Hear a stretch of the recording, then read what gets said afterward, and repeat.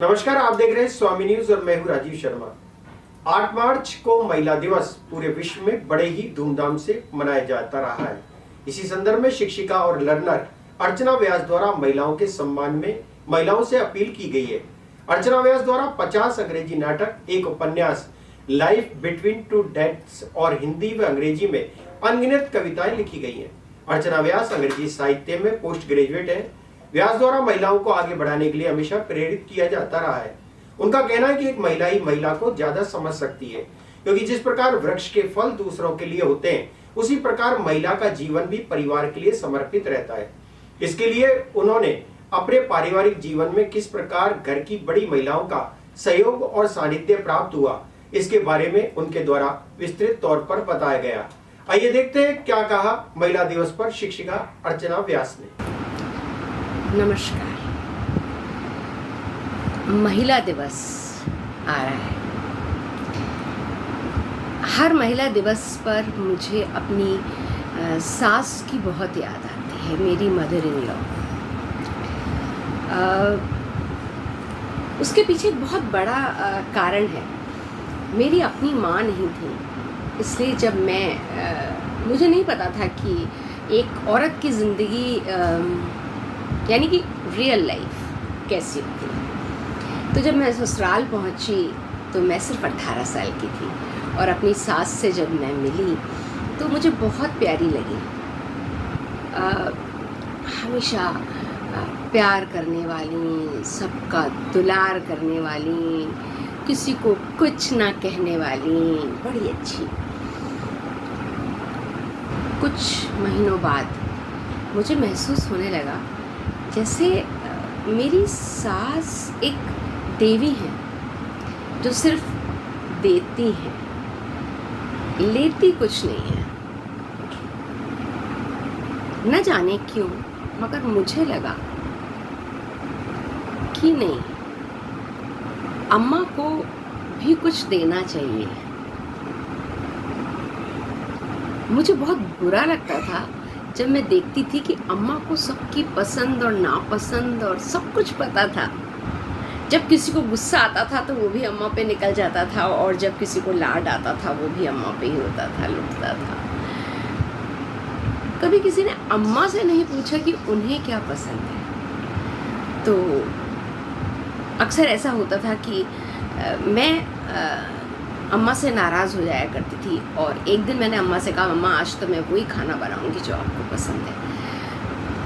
और मुझे इस बात का बहुत दुख हुआ क्योंकि मेरी अम्मा को याद ही नहीं था कि उन्हें क्या पसंद है। और जब मैं बहुत नाराज़ हो गई, मैंने अंदर से कमरा बंद कर लिया, मैं लड़ पड़ी उनसे। तो पता है क्या हुआ?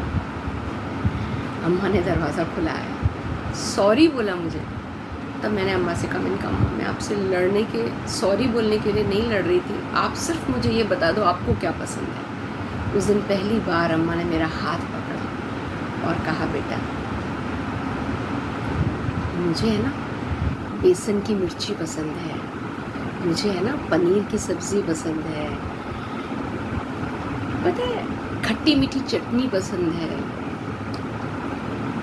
मगर यहाँ सब लोग बेटा नहीं खाते हैं, इसलिए रहने दे दो। मगर उस दिन मैं और अम्मा घर में अकेले थे और मैंने अम्मा के लिए वो बनाया। और जब अम्मा खा रही थी तो मैंने देखा कि अम्मा की आँखों के इधर से कहीं छोटे से आंसू थे। मैं ये नहीं कहती उनके बच्चे उन्हें प्यार नहीं करते थे, उनके हस्बैंड उन्हें प्यार नहीं करते थे, या घर वाले सब बहुत प्यार करते थे अम्मा को। अम्मा के बिना तो घर ही नहीं था। मगर अम्मा एक इंसान, मतलब उनकी भी कुछ इच्छाएं होंगी ना। उन्हें तो यही याद नहीं था कि उन्हें कौन सा रंग पसंद है, उन्हें क्या पसंद है। तो मैं अक्सर जब अम्मा से रात को 3 बजे मेरी और अम्मा की लड़ाई होती थी, तब मैं अम्मा से कहती थी, अम्मा मैं कभी भी आपके जैसी नहीं बनूंगी, मैं कभी ज़िंदगी में आपके जैसी नहीं बनूंगी। और सिर्फ अम्मा के जैसे नहीं बनने के लिए मैंने बहुत पढ़ाई करी, खूब ज़्यादा पढ़ा, और मैं एक इंडिपेंडेंट वूमन बनी, मैंने नौकरी करी। नौकरी कर रही थी उस वक्त, उसी दौरान अम्मा की तबीयत खराब हुई और हमने अम्मा को खो दिया। मेरी नंदें बेहोश हो गई, रोई, देवर रोए, हस्बैंड रोए, पिताजी भी बहुत रोए, सब रोए। मेरी दोनों बेटियां बेहोश हो के गिरने लगीं और मैं अम्मा के सिरहाने बैठी थी। और तब भी मैं यही सोचती कि अम्मा ने अपनी ज़िंदगी जी है क्या? अम्मा तो सिर्फ सांस ले रही थी ना। वो तो एक देने वाली देवी थी जो सिर्फ देती रहती थी, लिया तो कुछ भी नहीं ना। हाँ, सब प्यार करते थे, ये मानती हूँ, सब कुछ करते थे, मैं मानती हूँ, मगर अम्मा कभी कुछ मांगती नहीं थी। अम्मा ने कभी कुछ डिमांड नहीं किया। और बस वहाँ बैठे मैं यही सोची थी, अम्मा मैं आपके जैसी नहीं बनना चाहती हूँ, मगर कहीं भीतर एक डर सा था कि हाँ मैं शायद अम्मा जैसी बन जाऊँगी। फिर अचानक मैंने जब अम्मा को सजा दिया और बाहर ले गए तो सबने कहा बाहर आ जाओ, अम्मा जा रही है। और आपको पता है जब मैं बाहर आई तो मुझे कोई भी चप्पल नहीं मिली पहनने के लिए। आप सोचेंगे चप्पल की बात कहाँ से आ गई? तो अम्मा जो थी ना, वो एक काले रंग की चप्पल पहना करती थी जिसके ऊपर रंग बिरंगे धागे होते थे। और मैं हमेशा कहती थी अम्मा आपकी रिले रेस की चप्पल, अम्मा आपकी रिले रेस की चप्पल। जाने अनजाने मैंने वो रिले रेस की चप्पल पहन ली क्योंकि वहाँ और कोई चप्पल नहीं थी। और फिर मैं अपनी अम्मा के पद चिन्हों पर चलने लगी। शायद आज मैं भी ये कह सकती हूँ कि मुझे नहीं पता कि मुझे क्या खाना है, मुझे नहीं पता कि मुझे क्या पसंद है। हाँ, मैंने अपने आप को पंचिंग बैग नहीं बनने दिया। मैं कोई मुझे कुछ कह देता है तो मैं भी बाकी में कुछ कह देती हूँ।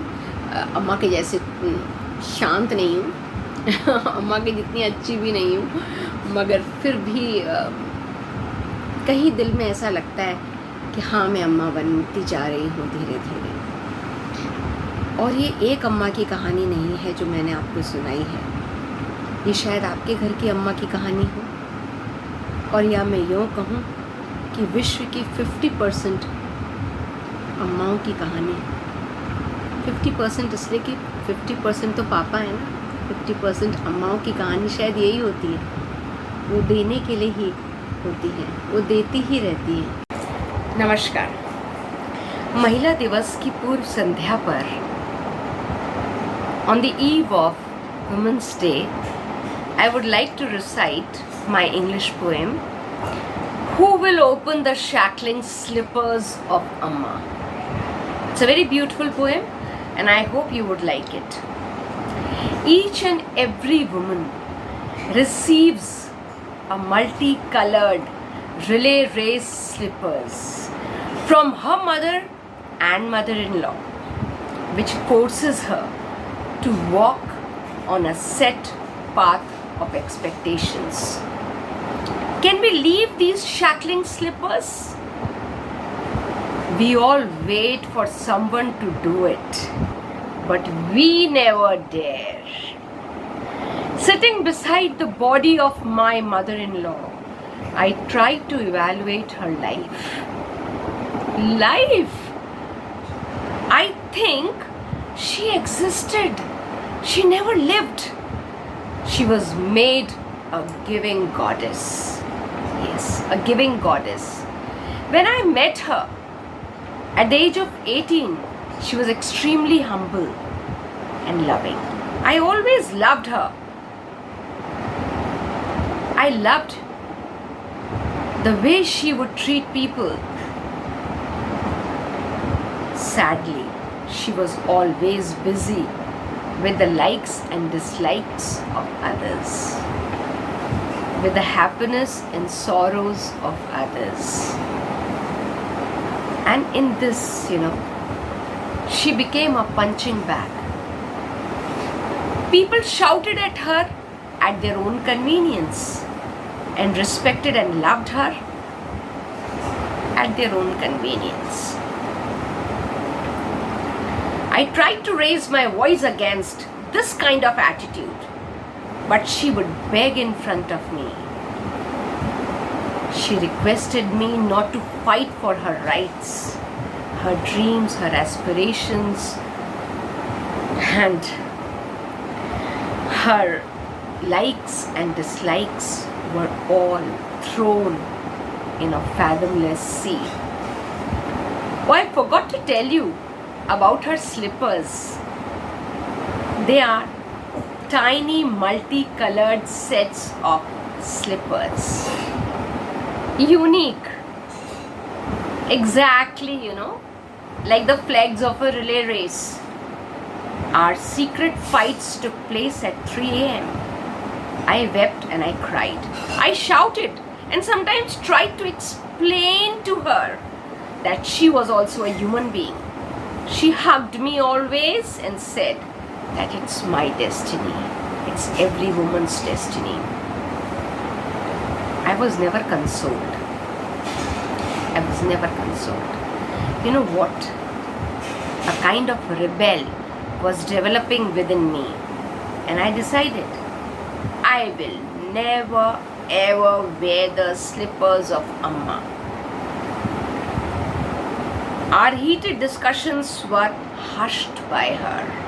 She would say, "Shh, don't say this."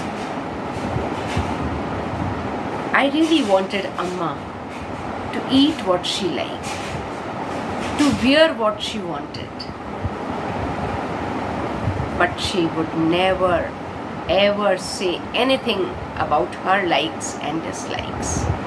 And whenever I fought, whenever I used to scream at her, she would console me.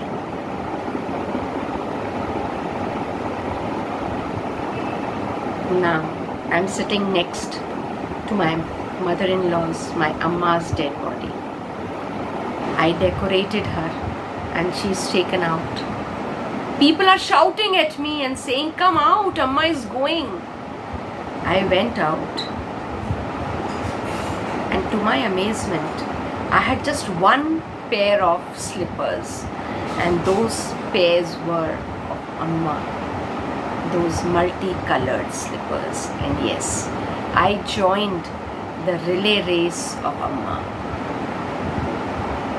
Though I am not as good as Amma, but I am almost like Amma now. Yes. And those girls out there, if you have the power to break these shackling slippers, please do it and let me know. Thank you. Thank you for listening to me.